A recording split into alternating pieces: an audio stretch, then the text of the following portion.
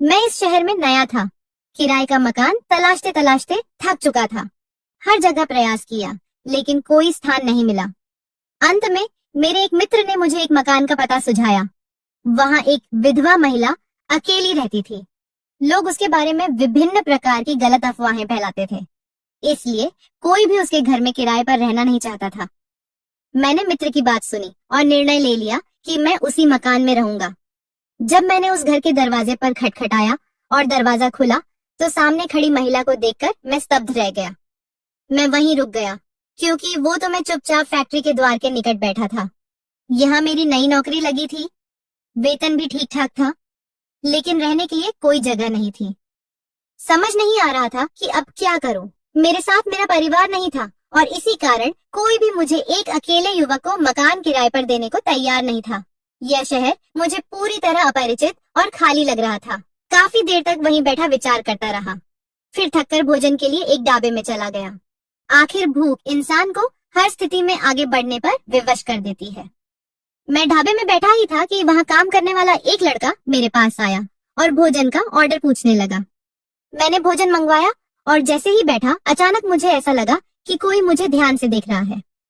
मैंने मुड़कर देखा तो सामने एक परिचित चेहरा था। ध्यान से देखा तो वह विजय भाई थे, मेरे सबसे अच्छे मित्र, मगर वह तो वाराणसी में रहते थे। यहाँ रांची में कैसे? मैं तुरंत खड़ा हो गया और उनकी ओर बढ़ने लगा, लेकिन वह खुद मेरे निकट आ गए। मेरे कंधे पर हाथ रखते हुए बोले, अर्जुन, तुम यहाँ क्या कर रहे हो? सब ठीक तो है? तुम तो वाराणसी में थे ना? मैंने मुस्कुराते हुए कहा, यही सवाल तो मैं आपसे पूछने वाला था। आप यहाँ कैसे? विजय भाई बोले, तुम जानते हो वाराणसी में मेरा व्यवसाय पूरी तरह बंद हो गया था। एक साधारण नौकरी कर रहा था जिससे घर चलाना कठिन हो गया था। इसलिए मैंने सोचा रांची जाकर नया काम शुरू करता हूँ। भगवान की कृपा से अब तक सब ठीक चल रहा है। अब तो परिवार को भी बुलाने का इरादा है। हमें मिले हुए भी 8-9 महीने हो गए, इसलिए एक दूसरे का हाल नहीं पता चला। मैं उनकी बात सुनकर सिर हिलाते हुए बोला, यही वजह है कि मैं भी वाराणसी छोड़कर रांची आ गया हूँ। एक मित्र ने मुझे यहाँ नौकरी के लिए भेजा था, पर अब सबसे बड़ी समस्या यह है कि रहने के लिए कोई जगह नहीं मिल रही। आप यहाँ कब से हैं? मेरी बात सुनकर विजय भाई कुछ देर तक मौन रहे। फिर मुझे ध्यान से देखते हुए बोले, मुझे यहाँ आए हुए लगभग 5 महीने हो गए हैं। लेकिन तुम अभी कहाँ रह रहे हो?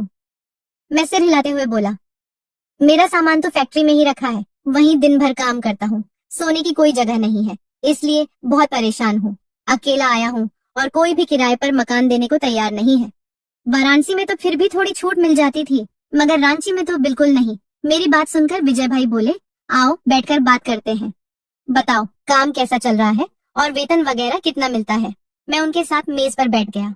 वेटर भोजन लेकर आ चुका था। मैं उन्हें विस्तार से बताने लगा, माँ का इरादा मेरी शादी का है, इसलिए मैं कुछ धन कमाना चाहता हूँ। वाराणसी में भी फैक्ट्री में काम करता था, लेकिन यहाँ आए बेहतर है। महीने के करीब 1500 तक बन जाएगा। कुछ अपने पास रखूंगा, बाकी माँ को भेज दूंगा ताकि वह मेरी शादी के लिए जोड़ सके। मगर यहाँ रहते हुए रहने की जगह न मिलने की वजह से बहुत परेशान हूँ। वो मुस्कुराते हुए बोले, मुझे भी यहाँ आए ज्यादा वक्त नहीं हुआ, लेकिन मैं तुम्हारे लिए कोई व्यवस्था जरूर कर दूंगा। मेरी जान पहचान के कुछ लोग हैं जो इस मामले में मदद कर सकते हैं। उनकी बात सुनकर मैं तुरंत पूछ बैठा, आप इस वक्त कहाँ रह रहे हैं? मेरी बात पर वह कुछ पल चुप रहे, फिर बोले, अभी तो मैं अपनी दुकान में ही रात को सो जाता हूँ। अपने लिए भी अभी कोई जगह नहीं देखी। जब पत्नी बच्चे आ जाएंगे तब किराए का मकान ले लूंगा। मुझे तो मिल जाएगा, पर तुम्हारे लिए थोड़ी मुश्किल होगी। उनकी बात सुनकर मैं कुछ पल मौन रहा। दिल में विचार आया कि उनसे कह दूं कि मुझे भी आज की रात दुकान में सोने की अनुमति दे दें।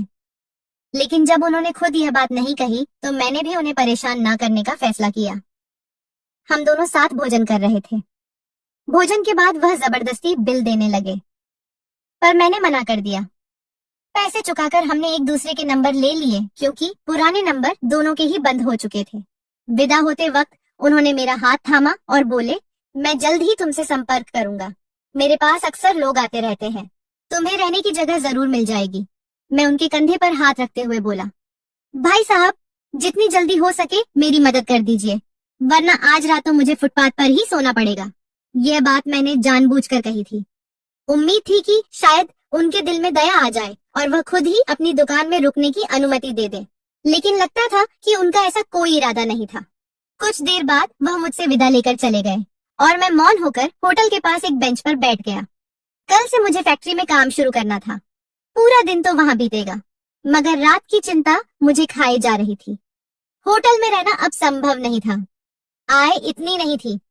हाँ, अगर छोटा सा कमरा किराए पर मिल जाता तो ठीक रहता, मगर कोई देने को तैयार नहीं था। घर पर मैंने झूठ बोल दिया था कि मकान मिल गया है ताकि माँ परेशान ना हो। लेकिन वास्तविकता यह थी कि रोजी कमाने के लिए इंसान को कई त्याग करने पड़ते हैं। किसी को नींद का, किसी को परिवार का और किसी को छत का। मेरी तो तीनों ही त्याग साथ चल रहे थे। काफी देर होटल के बाहर बैठने के बाद मैंने सोने की जगह खोजनी शुरू की। सड़क पर चलते चलते मैं झुग्गियों वाले क्षेत्र में पहुंच गया। वहां कुछ लोग भीख मांग रहे थे, कुछ जमीन पर लेटे हुए थे। मैं सोच में पड़ गया, क्या मुझे यहीं ठहर जाना चाहिए या आगे बढ़ना चाहिए। मेरी जेब में थोड़ा पैसा और मोबाइल था। डर था कि अगर यहीं सो गया तो सुबह तक दोनों चीजें गायब हो जाएंगी। इसलिए मैंने आगे बढ़ने का फैसला किया और सड़क पर अकेला चलता रहा। वहाँ कोई फकीर मौजूद नहीं था। हाँ, दूर दूर लोग अपने अपने सामान बेच रहे थे। मैं भी जाकर एक किनारे बैठ गया। अभी उजाला हो ही रहा था, इसलिए लेटना ठीक नहीं लगा। वक्त तेजी से बीत रहा था और थोड़ी देर बाद चारों तरफ सन्नाटा फैलने लगा। थकान के मारे मैं वहीं फुटपाथ पर लेट गया और कब नींद में खो गया पता ही नहीं चला। समय की गति ना कभी रुकी थी ना कभी रुकेगी। मेरी आंखें सूरज की पहली किरण के साथ खुली। कुछ देर तक करवटें बदलता रहा, मगर जब धूप सीधी आंखों में पड़ी तो नींद गायब हो गई। मैं उठकर बैठ गया। जेब से मोबाइल निकाला तो देखा सुबह के 7 बजे थे। अफसोस हुआ कि अगर थोड़ा पहले जाग जाता तो सुबह की पूजा कर सकता था। मैं रोज संध्या पूजन करने वाला इंसान था और उसे छोड़ना मुझे गलत लगता था। कुछ देर वहीं बैठा अपनी तबीयत संभालता रहा। फिर थक हार कर पास के एक होटल की ओर बढ़ गया ताकि मुंह हाथ धोकर नाश्ता कर लूं और फिर काम पर निकल जाऊं। वहां पहुंचने पर मुझे पानी मिल गया। यहाँ के लोग बड़े मिलनसार और मददगार थे, लेकिन सोने की जगह कोई नहीं दे रहा था। न जाने कैसा नियम था, अगर परिवार साथ हो तो जगह मिल जाती, वरना नहीं। यह बेवजह की चिंता मेरे सिर पर सवार हो चुकी थी। मुंह हाथ धोकर मैं एक कुर्सी पर बैठ गया और नाश्ते का ऑर्डर दे दिया। थोड़ी देर बाद चाय और पोहा मेरे सामने रख दिए गए। जैसे ही पहला कौर मुंह में गया, माँ की याद आने लगी। सुबह सुबह वह अपने हाथों से मुझे नाश्ता खिलाती थी। मैं भले ही 28 साल का हो गया था, पर उनके लिए आज भी वही छोटा सा बच्चा था। जब मैं अपना शहर छोड़कर इस पराये शहर के लिए निकला था तो माँ बहुत रोई थी।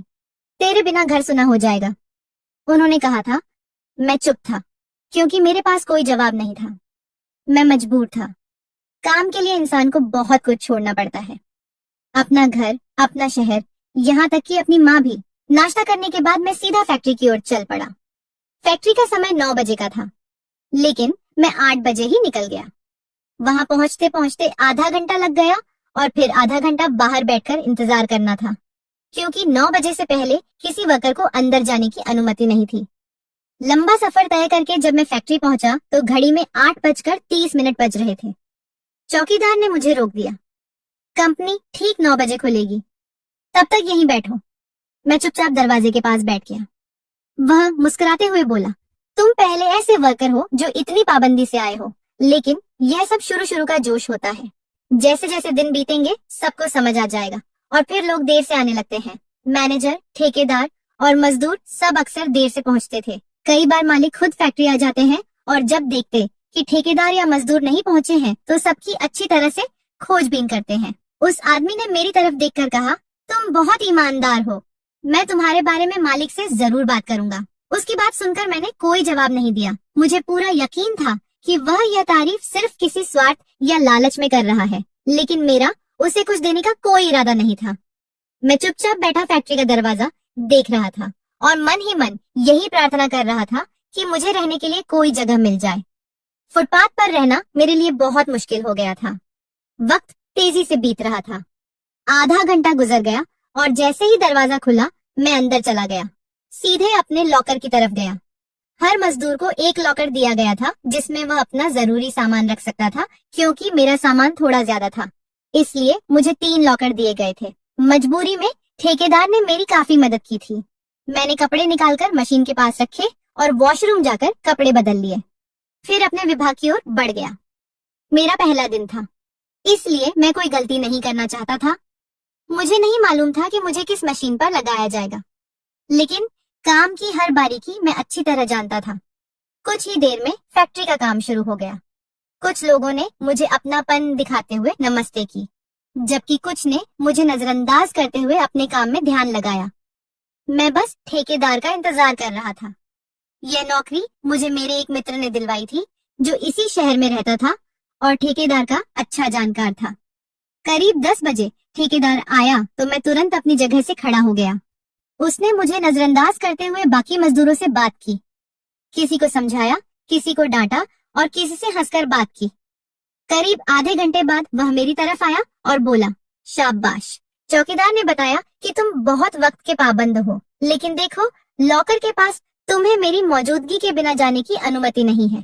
तुम्हें 3 लॉकर दिए गए हैं, इसलिए आगे से ध्यान रखना।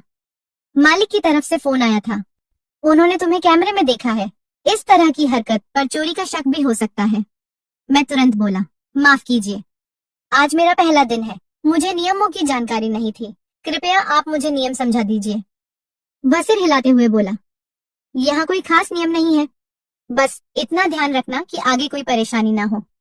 तुम अपना घर और परिवार छोड़कर यहाँ आए हो, अब यही तुम्हारा कर्म क्षेत्र है। वह आदमी समझदार और नरम स्वभाव का था। बात करने का अंदाज भी बहुत अच्छा था। मैं कुछ कह पाता उससे पहले ही उसने कहा, मैं तुम्हें मशीन ऑपरेटर के तौर पर रख रहा हूँ। तुम्हारे मित्र ने बताया कि तुम अपने काम में बहुत निपुण हो। मैंने तुरंत कहा, जी, मैं अपनी पिछली कंपनी का अच्छा कारीगर था, लेकिन वहाँ कुछ ऐसी बातें हो गई कि मुझे नौकरी छोड़नी पड़ी। वो लोग न समय पर वेतन देते थे, न ही मजदूरों की इज्जत करते थे। इंसान सूखी रोटी खा ले, लेकिन सम्मान मिलना चाहिए, यही उसका अधिकार है। मेरी बात सुनकर उसने सिर हिलाया और मुझे मशीन की तरफ ले गया। यह एक किताबों की फैक्ट्री थी। यहाँ कागज, कॉपी और किताबें बनाई जाती थी। बड़ी बड़ी मशीनें लगी थी, लेकिन कागज की गर्मी मुझे बिल्कुल पसंद नहीं आई। मुझे अक्सर तबीयत खराब महसूस होती थी, लेकिन मजबूरी में मुझे यह काम सीखना पड़ा था। इस उम्र में दोबारा नया काम सीखने का मन नहीं था। फिर भी उसने मुझे मशीन दिखाते हुए उसके सारे हिस्सों और काम करने के तरीके समझाने शुरू कर दिए, जबकि मैं खुद हर बात को ध्यान से पूछकर समझने लगा। मैं ज्यादा पढ़ लिख नहीं पाया था, क्योंकि स्कूल की पढ़ाई वहीं अधूरी रह गई थी। मेरी 2 छोटी बहनें और एक बड़ा भाई थे और पूरे घर की जिम्मेदारी पिताजी के कंधों पर थी। अगर हम दोनों भाई पिताजी का साथ ना देते तो शायद आज हमारा न अपना घर होता, न गाड़ी होती और न ही हम अपनी बहनों की शादी कर पाते। छोटी उम्र में ही मैं और मेरा भाई पिताजी के साथ कामकाज में लग गए थे। पिताजी को हाथों का काम आता था, इसलिए उनकी मजदूरी ज्यादा नहीं थी, मगर मैंने और मेरे भाई ने मशीन चलाना सीखा था।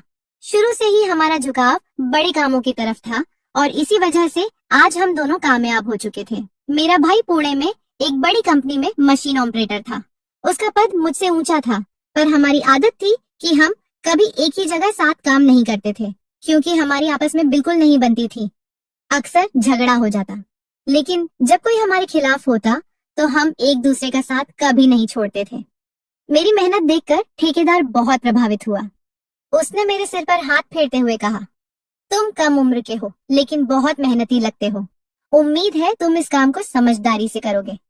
अगर ईमानदारी दिखाओगे तो तुम्हें बहुत कुछ मिलेगा। फिलहाल तुम्हारी तनख्वाह 15,000 रुपए है। आगे चलकर मैं तुम्हारे लिए बढ़ाने की बात करूंगा। बोनस भी मिलेगा और छुट्टियां भी मिलेंगी। बस तुम ईमानदारी से काम करना। इतना कहकर वो अपनी जगह लौटने लगे, मगर तभी मैंने उन्हें पुकारा, राम भाई, मेरी बात सुनेंगे? वो रुककर पलटे और बोले, हाँ कहो, क्या बात है? कुछ पल मैं मौन रहा, फिर बोला, क्या मुझे इस शहर में रहने के लिए कोई जगह मिल सकती है? मैं बहुत परेशान हूँ। कल रात भी फुटपाथ पर ही गुजारी थी, इसलिए आज आकर कपड़े बदले हैं, क्योंकि सारी रात जमीन पर था। मैंने कई जगह किराए का कमरा ढूंढा, लेकिन सब लोग फैमिली वालों को ही जगह दे रहे हैं। मेरी फैमिली तो पुणे में है, मैं कहाँ से लाऊं? और फिलहाल किसी होटल में रहना भी वहन नहीं कर सकता। मेरी आय इतनी नहीं है, मुझे शादी करनी है, माँ के लिए पैसे भेजने हैं। अगर सारा पैसा रहने में लगा दूंगा तो फिर बचाऊंगा कैसे? मेरी बात सुनकर वह सिर हिलाते हुए बोले, नहीं भाई, ऐसी कोई जगह मेरी नजर में नहीं है। अफसोस है, मगर मैं कोशिश करूंगा। अगर कोई जगह मिली तो तुम्हें जरूर बताऊंगा। लेकिन ध्यान रखना, फैक्ट्री में किसी को भी रहने की अनुमति नहीं है। एक बार एक आदमी ने ऐसा किया था तो मालिक ने उससे और ठेकेदार दोनों को निकाल दिया था। इसलिए मैं हमदर्दी में कोई ऐसा कदम नहीं उठा सकता। मेरा घर भी बहुत छोटा है, वरना तुम्हें किराए पर दे देता। मैं जल्दी से बोला, नहीं नहीं, मेरा वह मतलब नहीं था। बस अगर आपको कहीं कोई जगह मिले तो मुझे याद रखिएगा। यह कहकर मैं फिर मशीन पर लग गया। ठेकेदार भी चला गया। मैंने धीरे धीरे मशीन चलाना शुरू किया। जो उत्पादन मेरे हवाले था उसे निकालना मेरी जिम्मेदारी थी। कुछ ही देर हुई थी कि मेरा मोबाइल बज उठा। मैंने मशीन को ऑटो मोड पर डालकर फोन उठाया और वहीं खड़ा रहा ताकि अगर कोई गलती हो तो तुरंत संभाल सकूं। नंबर अपरिचित था। कॉल रिसीव करते ही एक नरम जानी पहचानी आवाज मेरे कानों में गूंजी। कैसे हो अर्जुन? तुम्हारी तबीयत कैसी है? मैं बस एक पल के लिए ठिठक गया था। पता नहीं क्यों वो आवाज कुछ जानी पहचानी सी लगी। मैंने तुरंत पूछा, कौन बोल रहा है? लेकिन दूसरी तरफ से कोई जवाब नहीं आया। मैं अजीब सी हालत में खो गया था। फिर मैंने झुंझलाकर दोबारा कहा, जवाब दो। कौन बोल रहा है? मेरा दिल और दिमाग दोनों उस आवाज में अटक गए थे। ऐसा कैसे संभव था? क्या यह कोई संयोग था या सच में कोई संकेत? मेरी आंखों में नमी भर आई थी। मैंने नंबर देखा और फिर वही शब्द दोहराए। कौन बोल रहा है? क्या आप सरस्वती हैं? मैं अपना वाक्य पूरा करता कि अचानक फोन कट गया। मैंने दोबारा कॉल की, मगर अब नंबर बंद जा रहा था। शायद कोई गलत नंबर था जिसने मुझे ब्लॉक कर दिया था। मैंने सिर झटक दिया। ऐसा कैसे हो सकता है? मैं खुद को समझाने की कोशिश करने लगा। कहते हैं ना, जब इंसान के दिल में कोई विचार बार बार उठे तो जरूर उसके पीछे कोई वजह होती है। हर इंसान में एक ना एक खासियत होती है और मेरी खासियत यही थी कि अगर कुछ होने वाला होता तो मुझे पहले से एहसास हो जाता था। मैं दोबारा कॉल करने ही वाला था कि तभी ठेकेदार की आवाज आई। तुमने अपना मोबाइल काउंटर पर जमा नहीं करवाया? मैंने सिर हिलाकर नहीं कहा तो वो बोला, जाओ जल्दी से जमा कर दो।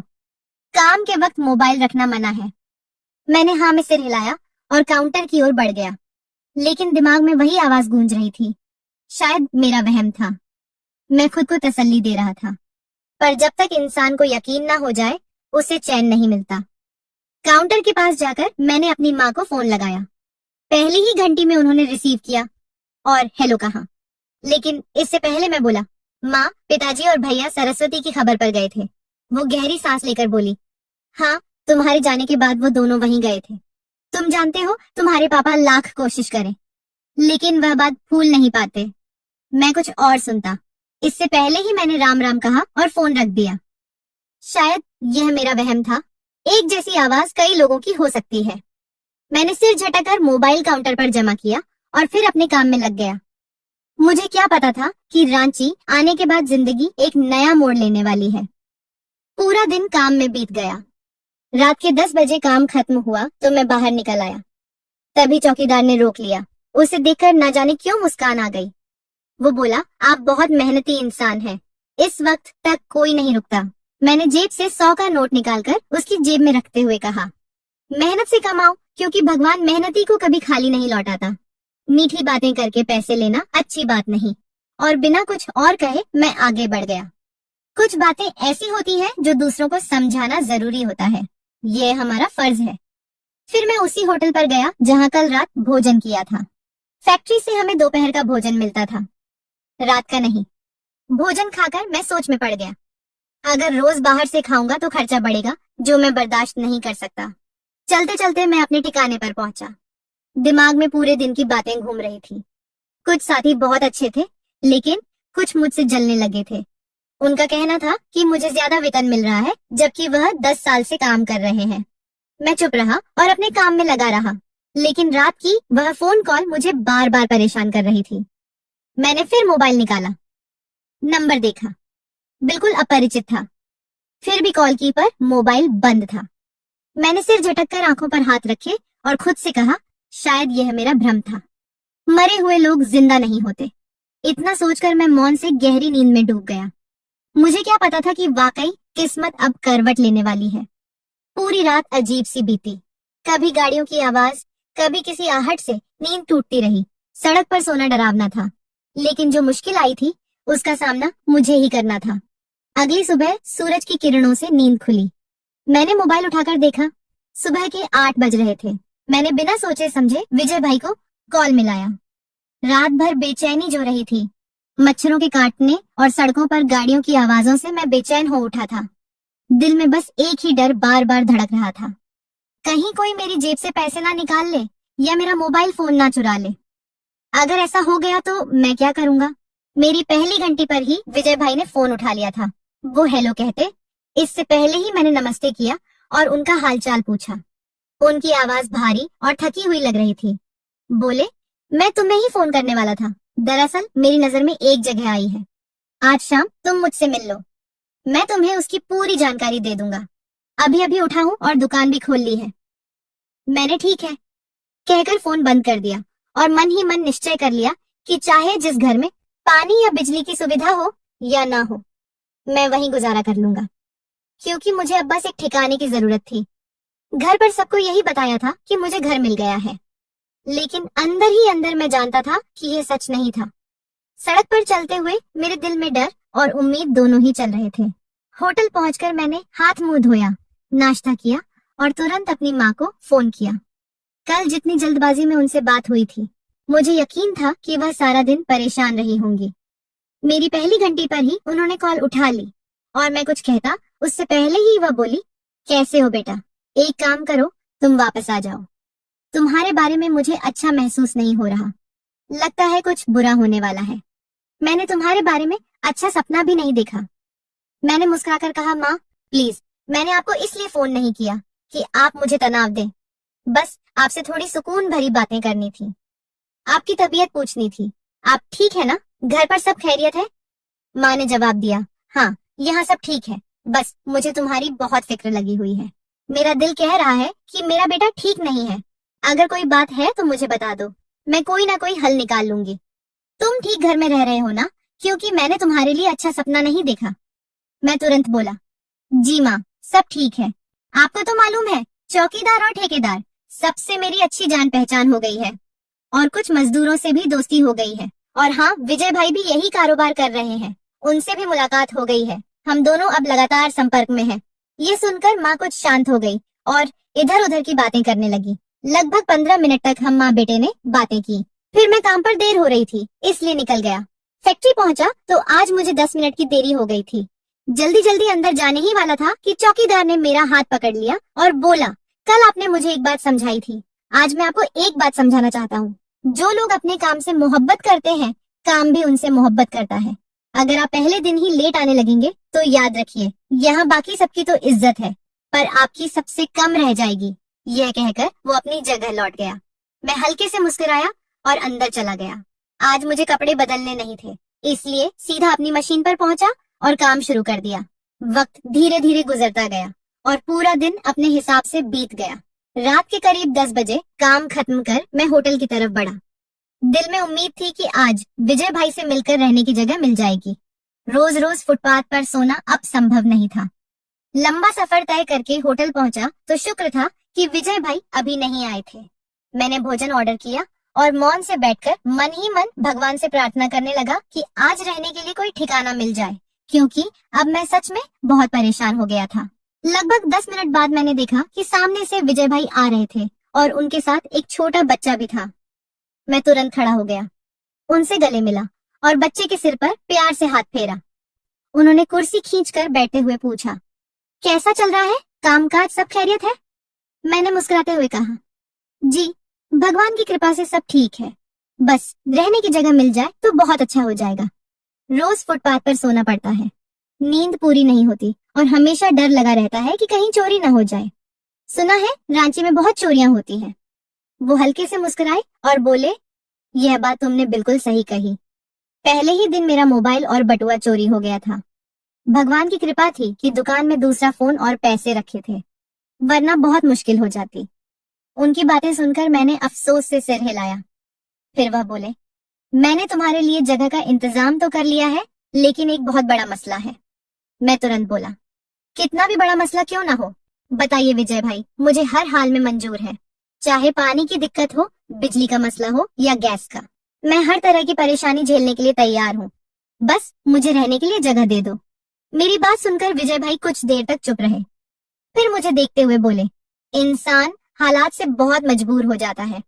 तुम्हारी हालत सच में बहुत खराब है, लेकिन देखो, हर चीज पर सोच समझकर अपनी जिंदगी की नई शुरुआत करो। जिस जगह की बात तुम्हारे लिए तय की गई है वो एक विधवा महिला का घर है, मगर लोगों का कहना है कि उस महिला के बारे में बातें अच्छी नहीं है।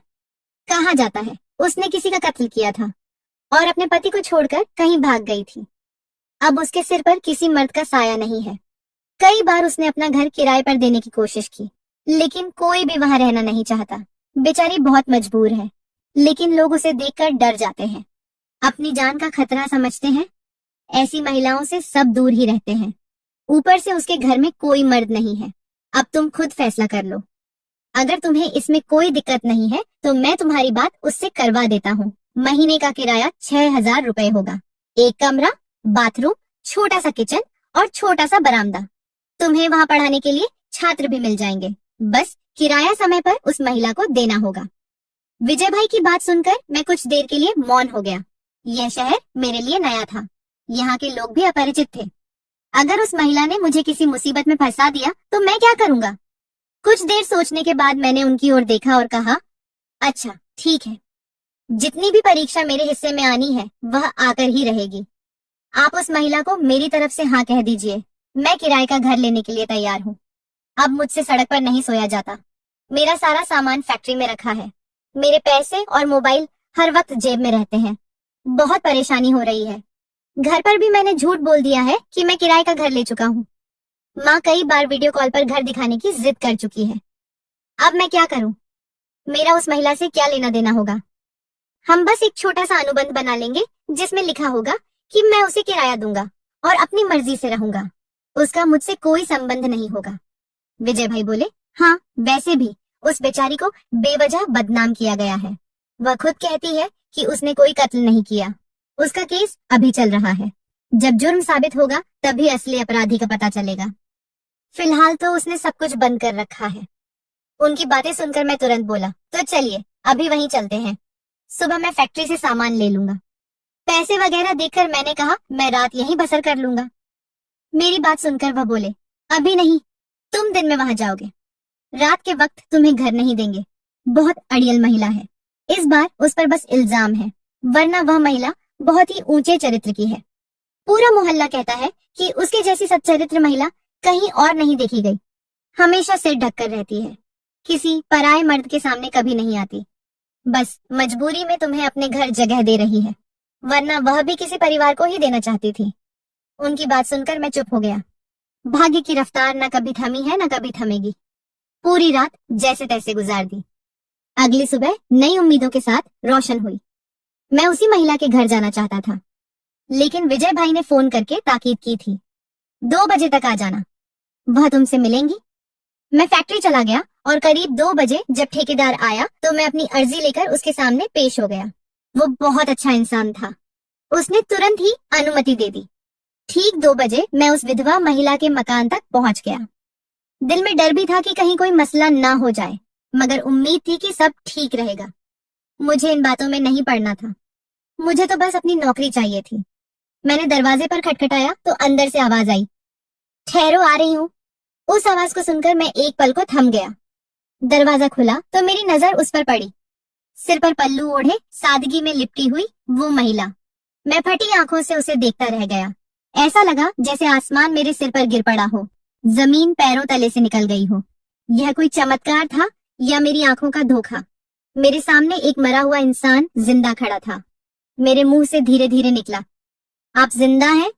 वो भी हक्की बक्की रह गई, जैसे शरीर में जान ही ना बची हो। मैं कुछ कह पाता इससे पहले ही वह दरवाजा बंद करने लगी, लेकिन मैं अंदर चला गया और उसका हाथ पकड़कर बोला, आप जिंदा हैं। फिर वह सब क्या था? अंतिम संस्कार खबरें, सब झूठ था। वो रोती हुई अंदर जाने लगी, मगर मैंने उसे रोक लिया। फिर रोते हुए उसने जो बताया वो सुनकर मैं दंग रह गया। दरअसल मेरी बुआ ने अपने ही पति को अपने हाथों से मार डाला था, क्योंकि वह इंसान नहीं दरिंदा था। वह उन पर हमला करने वाला था और बचाव में उन्होंने उस पर वार कर दिया। उसी पल वह मर गया। डर के मारे वह रोती हुई हमारे घर आ गई। मेरी माँ डर गई और पिताजी की बात सुने बिना ही उन्होंने उन्हें घर से निकाल दिया। 3 घंटे बाद खबर आई कि उनका एक्सीडेंट हो गया और अस्पताल में उनकी लाश मिली। हालत बहुत खराब थी, इसलिए हमने उसी रात उनका अंतिम संस्कार कर दिया। अगले दिन केस दर्ज हुआ, मगर वह भी वहीं बंद हो गया, क्योंकि जिसने हत्या की थी वह खुद मर चुकी थी। बुआ ने बताया, जब तुम्हारी माँ ने मुझे घर से निकाला, उसी वक्त मेरे भाई ने अपने एक दोस्त को मेरे पास भेजा। उन्होंने पहले से ही सब तय कर लिया था। वो किसी और की लाश थी जिसे मेरी लाश बताकर जला दिया और मुझे उसी रात वाराणसी भेज दिया गया। मुझे याद है, जब मैंने पिताजी से वाराणसी जाने की बात की थी तो वे बहुत नाराज हो गए थे। बोले थे, तुम वहां नहीं जाओगे, कोई जरूरत नहीं है, वहां का माहौल तुम्हारे लिए ठीक नहीं है। लेकिन उस समय मैं अपनी जिद पर अड्डा रहा। ना जाने क्यों मुझे लगा कि वहां जाकर ही कुछ सच्चाइयां समझ पाऊंगा। और सच में जब मैं वहां पहुंचा तो जो सामने आया उसने मेरे पैरों के नीचे की जमीन खींच ली। मैंने उन्हें गले से लगाया और हम दोनों फूट फूट कर रो पड़े। उन्होंने गलती की थी, लेकिन उस गलती के पीछे एक मजबूरी की दीवार थी। अपने बचाव में किसी की जान लेना पाप है, मगर जब हालात इंसान को कोने में धकेल देते हैं तो कई बार अच्छाई और बुराई की रेखा धुंधली हो जाती है। फिर भी एक बात मैंने उस दिन समझी, मौत जब लिखी होती है तभी आती है। उससे ना कोई पहले भाग सकता है, ना बाद में रोक सकता है। उस हादसे के बाद मैं बुआ के पास रहने लगा। पिताजी से अलग होकर मैंने उन्हें समझाया था, अब मैं आपके पास नहीं रहूंगा। उन्होंने बहुत मना किया। बोले, तुम चिंता मत करो, मैं तुम्हारे खर्चे के लिए पैसे भेजता रहूंगा। लेकिन मैंने उनकी बात नहीं मानी। मैं वहां एक किराएदार की तरह ही रहने लगा। धीरे धीरे वहां काम करते हुए 4 साल बीत गए।